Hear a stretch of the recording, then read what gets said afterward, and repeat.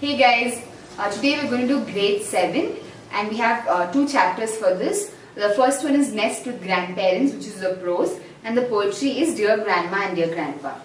So this is the session chapters that you're going to do in this session, and this is session 2 of the 3 sessions. So for the starting opening, what you're going to do is you're going to do a quick activity to learn meanings of words. So for this activity, we'll have a display sheet with different words given. So there will be a big display sheet with just that words from the text displayed on the sheet, and every word will have the appropriate numbers. So they number as usual like 1 to 20, and for all of that there will be the word. Now also the facilitator, before starting this session, will have to write odd and even in 2 different papers.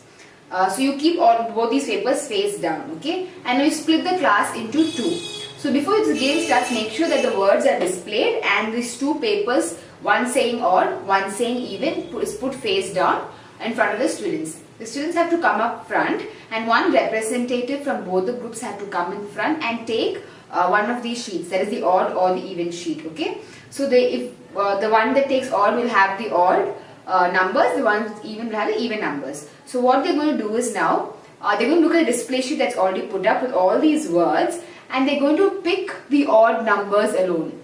So for example, there's a display sheet with numbers and words. All the students with the words, with even words, which is 2, 4, 6, will pick these words. And the other group that has the odd sheet will come and pick the odd numbers, and they will pick those appropriate words. So I hope that's clear. One group will take all the words which has the even, and the other group which has got the odd sheet will take all the words from the odd number list. So they all have 10 words each. Now what they're going to do is both of them are given a bag of meanings. So again, there's another handout which you'll have to cut out and put into a bag. So this is all little strips of sentences with meanings of these words. So in this bag there's all the meanings. So they only have 10 words each, but these bags will have all the meanings of words. And there's 2 of them. First team will get one, the second team will get one. So these are all pre-preparation work that you will have to do before the activity starts. So once you give them these 2 bags, like paper bags or envelopes with these meanings, they have to find out meanings for the words that they have selected. And the words that they have selected are the even words or the odd words. So I hope that is clear. Both the teams have to pick up the meanings of the words that they have selected, and whoever finishes first will win the game. So I hope this is clear with everybody. So beginning of the game, you have to start off by displaying the sheet of paper with different words. Then you will have to have 2 papers with saying odd and one with even and face down, which the students will have to come and pick. And the third work that you will have to do is cut out these strips and put it into 2 bags and give it to both these teams. So these are the pre-preparation work that you will have to do before the activity starts. And once the activity is over, you will have to see whichever team has gotten the most right words, and whoever finishes first will win the game. Encourage the students to be fast with it, let them do it together, and you can even help them here and there if they are finding it difficult to find the right meaning. So this is the opening activity. Now for the main creation, what we're going to do is we're going to trade words. So this is again a follow-up of the previous activity. So what we're going to do is tell the students to pick any one word that they learnt in the previous activity, that is the opening activity. And this new word that they're going to pick has to be from their category. So if I am a student with the odd team and I have to pick a word that is within that category, and if I am a student from the even group, then I have to pick a word from that category. Now what I'm going to do is I'm going to write this word in a piece of paper, and I'm going to trade it with another student. So if I have, say, the word, for example, grandfather, okay. So if I have the word grandfather, I'm going to trade my word with another person of the other group. So I'll have to go saying trade, and someone from that team will also be saying trade, and I'll have to exchange the words. So while I exchange, I'll also have to explain the meaning of the word to that person, and that person will explain his or her meaning to me. So we're exchanging words, and we're also teaching them the different meanings of these words, okay. So once they do that, what you have to do is you're going to ask them to frame sentences for this word that they have received. So this is again an activity where they're going to just recap the previous opening where they're learning meanings of words. So make sure that they are exchanging words, helping each other make sentences, and making sure that the students are also telling each other the meanings of words. So the idea is to help them to learn together and let the students itself teach the words to the other students without the facilitators actually coming and giving them the meanings. So this will be the first part of the main creation.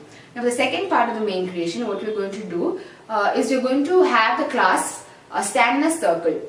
Now there are too many students. What you have to do is you can tell them to split into two groups and then make two circles.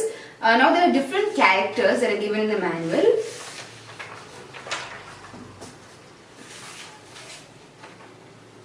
So if you see the activity Make a Family, you have 10 characters that is given in this activity.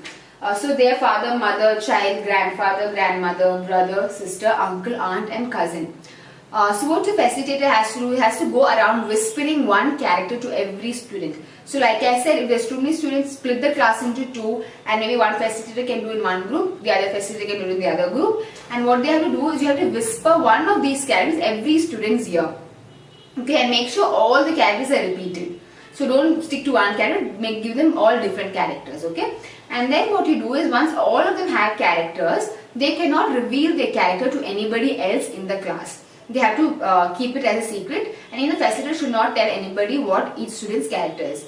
Now they have to go around asking questions, and they have to be yes or no questions, and they have to find out others' characters, okay? So for example, if I got sister, I can go and ask another person, are you a male or are you a female? So they have to only say yes or no. Or you can say, are you a student? So again, questions that help them figure out what character the other person is. Now after they are going around asking questions and figuring out different characters, they have to form a family. So there has to be a mother, a father, a child, a grandfather, a grandmother. If it's a smaller family, you can have father, mother and child. But they have to form a family of maybe a proper complete family. It cannot just be like a father alone or a father and mother. They have to have like a full family. And because the family tells them that they will win the game. So the biggest family will actually win the game. And they cannot repeat the characters. They cannot be two mothers. They cannot be two fathers. Even if it's just a father and mother in a group, it's fine. But they have to be a proper family. It cannot be it cannot be too many same characters in the same family. So maybe children, they can have like 2 children or 3 children, but father, mother, 3 children, or grandfather, grandmother, father, mother and a child. So it has to be a complete family. And once they have made a complete family, they will be one group and they have to come and show to the facilitator and have to introduce every character. And the facilitator needs to approve. Make sure that the children have gotten it right and they are a complete family when they are coming and showing it to you. And then make sure if they have not gotten it right, tell them to go back and again ask questions to other students and make sure they bring an entire family together. And if you have time, ask them to make a complete joint family with grandparents and we have uncle and aunt and cousin. So that will be ideal if they have the entire family together. So this is going to be a second part of the main creation where they're going to understand relationships and family structures. Now for the closure, what you're going to do is you're going to have a recap of the previous session where they did a family tree and also a recap of the previous activity. So what they're going to do, they're going to make a family tree. So this is very similar to what they did in the previous session. But here when they're going to make the family tree, they will have to put up pictures of the character that they were in the previous activity. The students itself, whoever has been fathers, have to put up their picture as father, one mother, again within the same class, and one child, and then the grandfather, grandmother. So however they want it, they can customize it, draw a family tree like they want. There is no standard, there is no rule that it has to be like the previous session. They can do it as creatively as they want. But make sure that they get their pictures, their passport size photo and stick as with their characters. So if one student is a father, he'll stick his picture and write father. The other student who's a mother will write mother and stick her picture, and the child. And so make sure to tell them that they have to have a complete family and their pictures have to be there. And these characters cannot change. It is the same character that the facilitator had given them in the previous activity. And this can also be an at-home activity because some of them might not have their photographs with them at the class.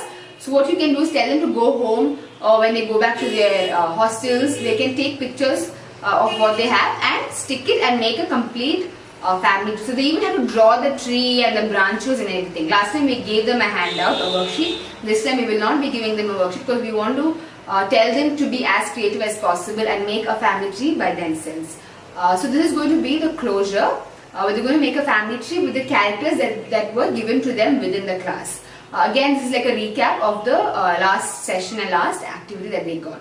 And this is the closure for this session. Thank you.